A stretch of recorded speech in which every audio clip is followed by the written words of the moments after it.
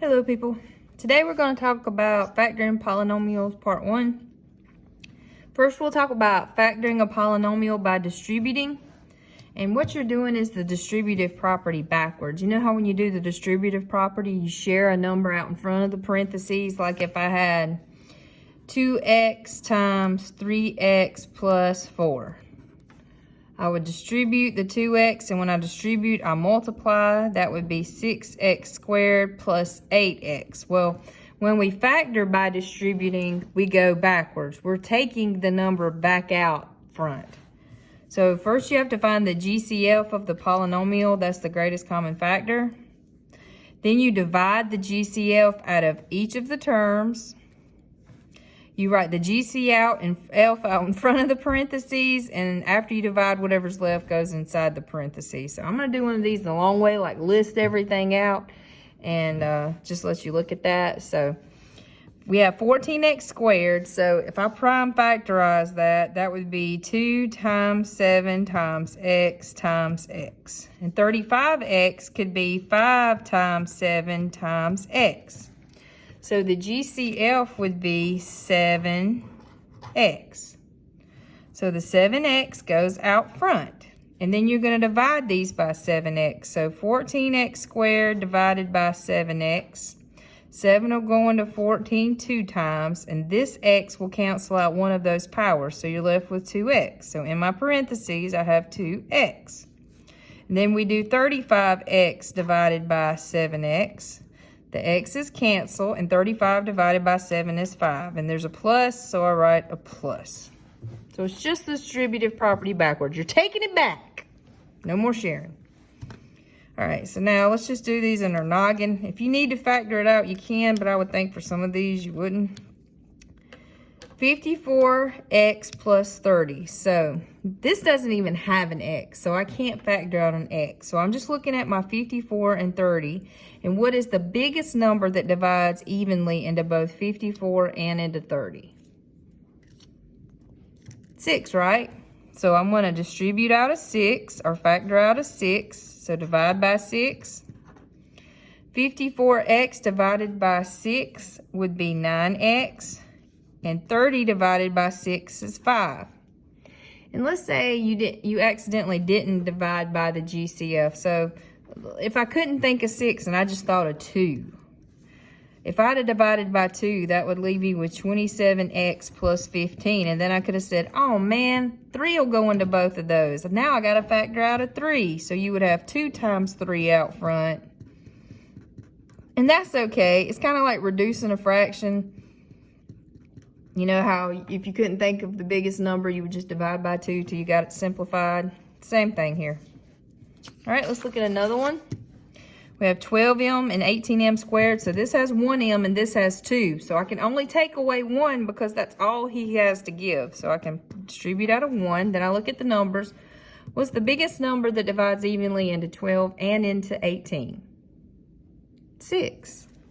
So I'm going to factor out a 6m. So I divide by 6m. These m's will cancel. 12 divided by 6 is 2. This m will cancel one of these m's out. And so we're just left with 1 m. And 18 divided by 6 is 3. All right, let's look at another one. This time we have 3 terms. So let's look at the numbers first. We have 12, 24, and 30. What's the biggest number that divides evenly into 12, 24, and 30? 6. All right, we have 1x, 1x, 2x's. So the most I can take is 1 because that's all these guys have. Then we have y, y squared, and y to the 4th. Again, I can only factor out 1y because that's all this one has. So I'm going to divide by 6xy for each term. Draw my parentheses. There's a plus and a minus. 12 divided by 6 is 2. The x's cancel and the y's cancel. Here, 6 will go into 24 4 times. X's cancel, and this y will cancel out one of those y's, so you're left with a y. 6 will go into 35 times. This x will cancel one of these x's out, so it's just x. Y to the fourth over y. Remember, this is y to the first. What do you do with exponents when you divide? You subtract. 4 minus 1 is 3. Or you could say this y cancels out one of those y's, so we're left with 3. Pretty easy stuff. All right, let's look at this one. This time, we're looking at factoring trinomials with a leading coefficient of 1, and that's what this looks like. You've got your x squared, and there's just a 1 in front. If possible, you want to factor out a GCF, so before you get started, just make sure you can't divide everything by something. And then to factor, you want to find 2 integers, and we just call them m and n. That's just 2 letters we picked. It doesn't mean anything. That add up to give you b, which is the middle one, and they multiply to give you the constant. So you need to come up with 2 numbers that add to give you the linear terms coefficient and multiply to give you the constant. And just know that they may be negative, so instead of x plus m and x plus n, there could be minuses there. Don't freak out. All right, and I'm going to talk you through this the way I do it when I'm out loud in class, okay? I'm thinking out loud. All right, so I'm going to factor this trinomial to 2 binomials. And x squared is just x and x. All right, I look at this 28 and it's negative. The only way to get a negative is if you multiply a positive and a negative. So I know the signs are going to be different. When you look over here, it tells you what the boss is going to be. The boss is going to be negative. I want factors of 28 that subtract to give me 3. What multiplies to give me 28, but when I subtract them, I get 3. 7 and 4. And the boss goes here, and the 4 goes here. And the way to check yourself is by foiling it. So this is the answer. This is it. I have factored it. But to see if my factoring's right, I just foil it out or distribute. X times x is x squared. That's your first outer. 4 times x is 4x. Inner, negative 7 times x. Last, negative 7 times 4. Combine your like terms. You see? That means I know I got it right. Let's look at another one. All right, so draw my parentheses, my x, my x. 21 is negative, so the signs have got to be different. The boss is positive. I want factors of 21 that subtract to give me 4. What multiplies to give me 21 but subtracts to give me 4? 7, which would be the boss, and 3. Let's look at some more. All right. Draw my parentheses, x, x. C is negative, so the signs are different. The boss, again, is positive. I want factors of 15 that subtract to give me 2. What multiplies to give me 15, but subtracts to give me 2? 5 and 3, right? So 5's the boss. Boom. Let's look at another one. M and M.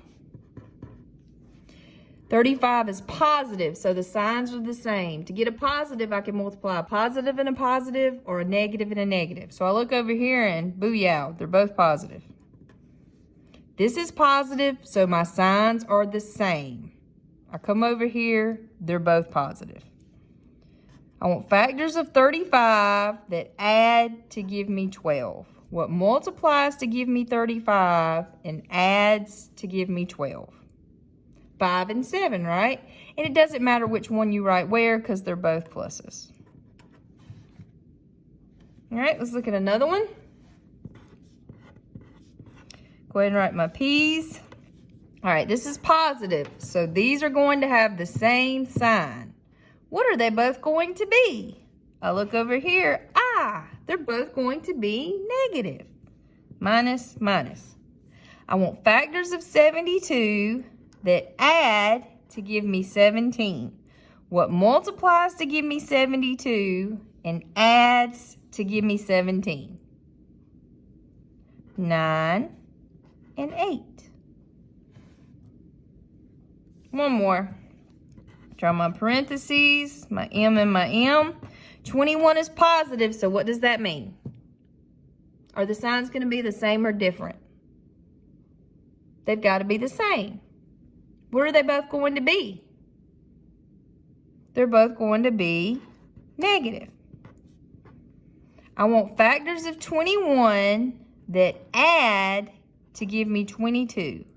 What multiplies to give me 21, but adds to give me 22?